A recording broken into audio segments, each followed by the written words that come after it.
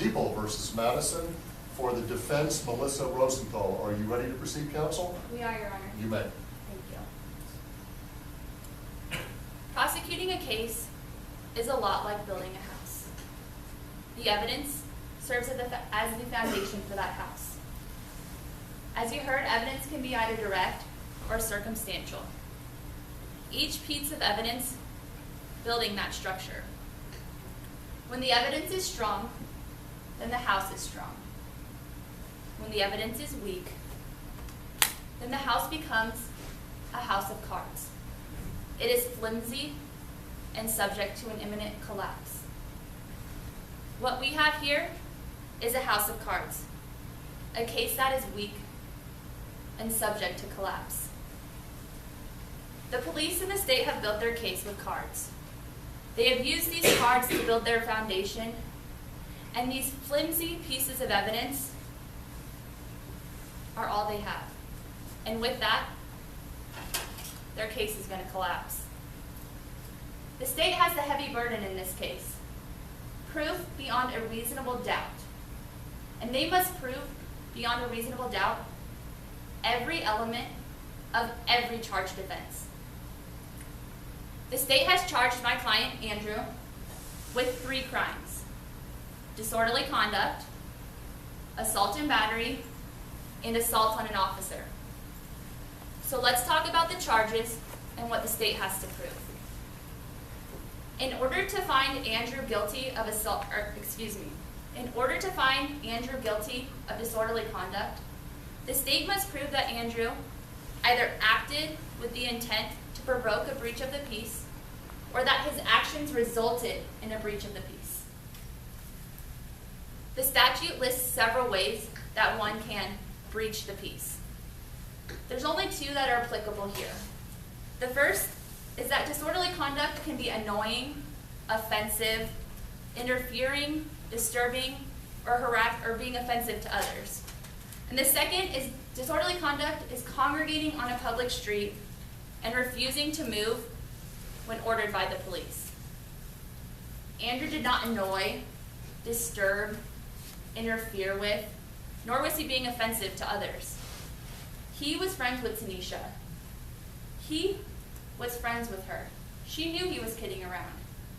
The officers knew they were kidding around.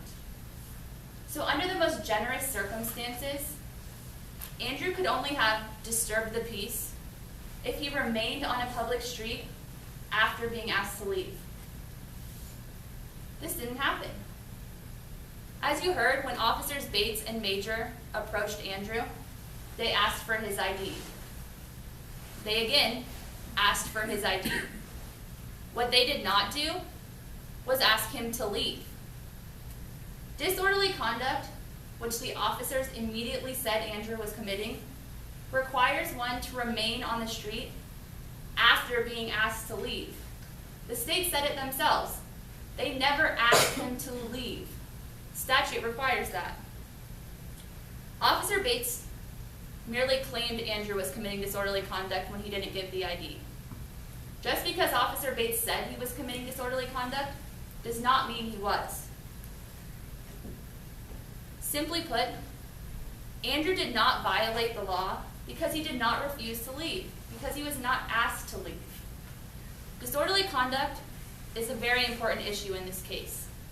It serves as the foundation of the state's entire case. Yet, as you see, it's a flimsy card. And when you remove that card, the house comes crumbling down. Andrew is innocent. He did not commit disorderly conduct.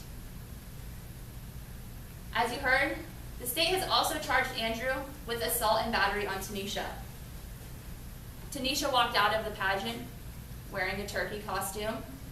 There was some words exchanged, some gobble gobbles, some, laughs. Andrew was making noises and joking. Tanisha understood. The officers proceeded to drive by. Andrew was doing nothing wrong standing on that corner. Under the law, assault requires one to threaten bodily harm. Andrew was not assaulting anyone. There were no threats. There was no threat of bodily harm to Tanisha. The second part is battery. Battery requires a contact that is offensive. Andrew is here. Tanisha is on the other side of the street. There was no contact. There was no battery. Andrew is innocent. So again, this important aspect of the state's case, this supposed assault and battery, is another attempted justification for Officer Bates's actions. When you remove that card, another house comes down. The final charge stands: assault on a police officer. Assault on a police officer requires a person to, without justification or cause, assault, resist, oppose, impede, intimidate, or otherwise interfere with an officer. Now, we'll concede that the officer is an officer. What we won't concede is that Andrew committed any of these. Andrew was standing on the corner, and the state must prove beyond a reasonable doubt that Andrew assaulted, resisted, opposed, impeded, intimidated, or interfered with Officer Bates. And they did not do this. There is no evidence that Andrew committed any of these allegations.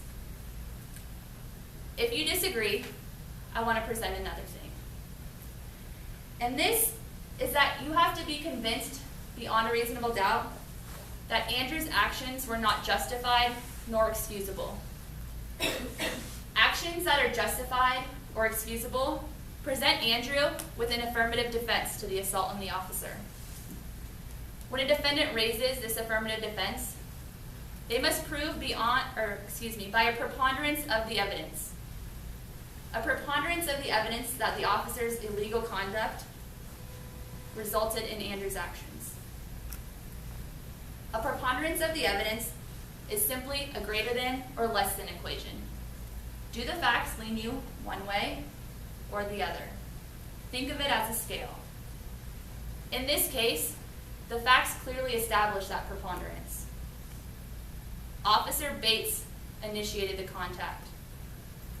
Officer Bates grabbed Andrew's arm, twisted his wrist to the point where it broke. It didn't end there. Officer Bates threw Andrew to the ground, shoving her knee between his shoulder blades, pinning him to his back. 2 minutes. Last, even the other officer, Officer Major, you heard him. He's told Officer Bates to take it easy. He saw.